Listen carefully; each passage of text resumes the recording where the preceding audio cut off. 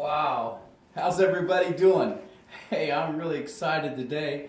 Today's a special day because it's 5/1/2018, and I'll tell you exactly why that's important here in just a second. It's got something to do with the journal, which is very important, but I wanted to just tell you the reason why I, try to, get a better job and try to start businesses and do what I do so I'll have plenty of cash. And what I do is I teach art to, as a hobby, I teach art to kids that are having a tough time, self-esteem, kids with Down syndrome, things like that. And they've won all kinds of awards at the fair, right in there with all the rest of the adults and everything. It's really quite amazing. And so I just thought I'd make the earth a better place.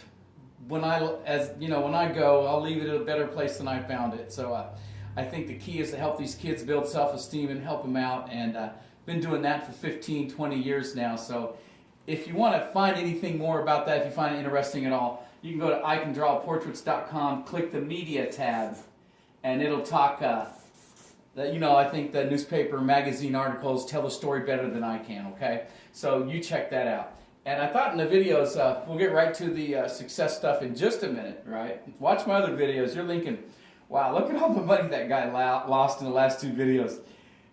Success isn't always about money, even though it would have been nice to keep some of those millions I tossed away. But I learned an awful lot, and I'll do things differently the next time around. But also, I want to tell you a quick little funny story. The word of the day is a word in Russian. I speak Russian. My wife's Ukrainian, so I learned Russian. But I thought this was so funny. My sister Lou is an attorney and travels a lot, and her and her husband went to the Trans-Siberian Railroad there in Russia and went all the way across, Russia. You can do it. It took 12 days. It's crazy.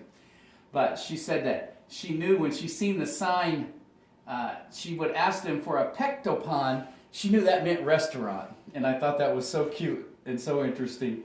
And I just thought, if you said it, pektopan, they know what you mean because they know you're pronouncing it. It's really funny. They know you're pronouncing it with the English phonetics, but at the Cyrillic alphabet, the P, that's what's so crazy about the Cyrillic alphabet in Russian, the P actually is pronounced with an R sound, or a R, you roll it. And the C is actually pronounced with the S sound. The E is E, it's okay, but the C in Russian is an S sound, like our word city center, for instance. We use the S in certain words, we say the C as an S, but it's never a cut, it's always S. T is T, O is O, and there we are with the R, the P again, which is a R sound, and then you got the A, which is a A. The N in Russian is in the Cyrillic alphabet is N, like our, it's pronounced like an N, a H is an N, I guess, sounds like an N. So you got pektopan, according to my sister. Well, if she knew the Cyrillic alphabet and the Russian phonetics, or even more phonetics than us, it would be restoran, or restaurant. So it's almost like restaurant. And if she would have said it in restaurant, they know. But it's funny because they also know we call it a pektopan, but it's actually restaurant. Anyway, I thought that was funny. I thought I'd point that out. Also, we're always going to talk about this. The key there to if you're trying to read those self-help books, like Think and Grow Rich, 7 Strategies for Wealth and Happiness. I'm getting into the goal setting. I'm going to still working on that, and that's kind of difficult. But I'll show you how I was doing because I got a different real estate properties in different unique situations and houses I finance to people. So, but the key that is kind of left out in the books, according to Vic Johnson explains it better to me on YouTube, okay? But he says the real key is you have a little desire, then you have a little faith or belief, you got an idea or whatever, personal growth or business or whatever, Just have a little desire, a little faith, make just a little action, okay? Like I bought that book, the Richest Man in Babylon. It takes 15 minutes to read it, and that's what kind of inspired me. Well, damn it, Jim Rohn's right. He said he went to a company a couple times, and people, he goes, I was here last year, and only 5% of you, 5% of you bought the book. It only takes 15 minutes to read. It only costs, $3 or $4, $5, $6. Why haven't you done it? So it kind of spoke to me. So that was my little bit of action, a little bit of desire, a little faith, have a little bit of action. And the key is this little bit of action will feed more desire. That's the key. Action will feed desire, and you'll eventually get a red-hot desire. And I'm still working on that, but I can tell you, at least I'm doing a damn video, right? Also, the channel there on YouTube, Refusing to Settle by Clark Kegley. He's got a life, it stands for life, and it's rest, play, work, yet should have a balance, okay? And, and you got my quote that I'm going to try to remember. I put down you watched my last video, and I'll try to throw a little story in for this. Disgust is a beautiful thing. When you finally get disgusted, either with yourself or somebody, disgust is a beautiful thing. It's a wonderful motivator, okay? I can remember when I was at Unilever making $18 an hour, working 60, 70, 80 hours a week, make 70 or 80,000. No time for rest, no time for play, okay? Just work. Got 4 kids, 3 or 4 kids, what do, you know? But I know that those people, if you ever work for the Europeans away, they want to run a company, not an American company that they bought, like when InBev bought Budweiser. I call those poor people. They go in there and just start laying off by the thousands, engineers, management, man. They just have a layoff party and cost cutting party. They just hate the way we do business. Because it ain't, I'll tell you what, if you work for a European company, the only good one I heard people talk good about was IKEA. But Unilever, I know, for 7 hard years in the trenches, is that all they're trying to do in their manufacturing facilities is all you are, there's not one employee in that building, trust me, is an asset. All you are is a piece of shit liability. I just can't put it any other way. You're just a piece of shit liability they're either trying to downsize, eliminate, or get rid of. If you owned the shirt off your back when you balanced your assets and liabilities after working for a Unilever manufacturing plant for 30 years, I knew a Teamster worked there after 30 years, all he had left, no matching 401ks, no sick pays, no nothing. The only Unilever companies have that as companies they bought in the USA, and they just have to deal with it. But if they do it their way, you won't have nothing. But anyway, poor guy worked there 30 years, his retirement was $686, you know.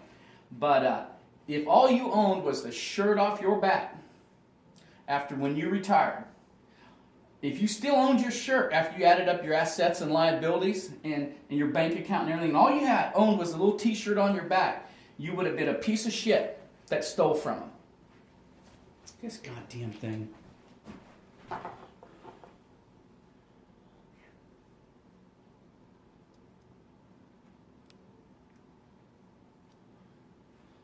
Okay, well, sorry for that little outburst. My flash shut off. I guess my battery, I don't know, this crazy thing. Anyway, but if all you owned was the shirt on your back, when you retired, you were a piece of shit that stole from them.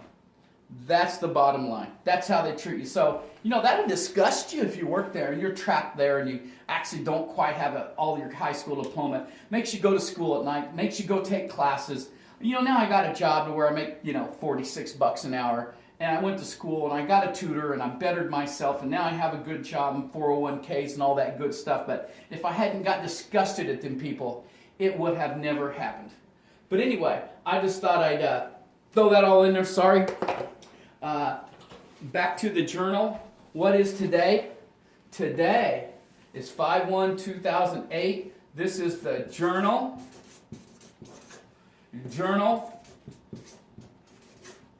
Launch day. Okay. Not that I started journal, but this is where it starts. Thank you, Clark Kegley, with Refusing to Settle. 2018-19. Go watch my other videos if you want to know a little bit more about this stuff. I use the months, not days. That's how many months I left till I'm 90. But the other videos show that, the last 2, so go read it. I don't want to repeat all that. But what I'm basically going to do is, with Refusing to Settle, he's got a program if you need more coaching, and he can pay for that. That's his business, and I would pay him for what the value you get there from Clark Kegley with Refusing to Settle on YouTube is very well done, or refusingtosettle.com.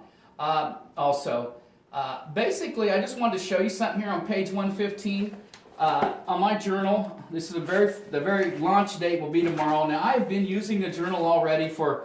I'm starting a new business and I have to get certifications, so these are my notes from the certification guidebook. That's going to be in the journal. But basically, all I want to do is talk about today was, might have to redo it since the stupid flash quit working. We'll see what happens. But anyway, daily routine, page 115. You know, this is not goals. This is a different routine. I've got walking and exercise. I'm getting up 45 minutes earlier.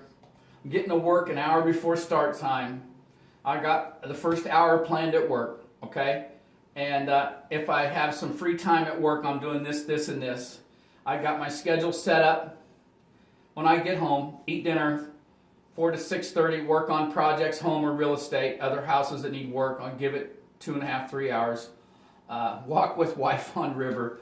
We live close to the river here, so we're going to do an hour walking, half hour sit-ups, exercise, shower, videos, that kind of thing.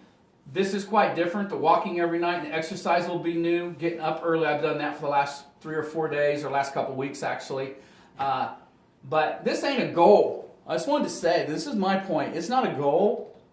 Okay, goals are, there's some things in here that are different.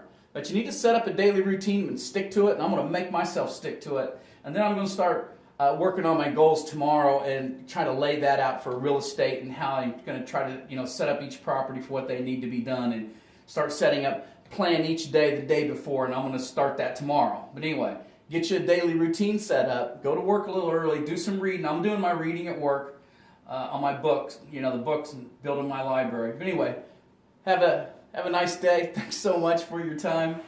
Go check out icondrawportraits.com if you want. There's nothing for sale there. I'm not trying to sell you nothing. Just trying to tell you my journey, my story. It's an interesting one for sure.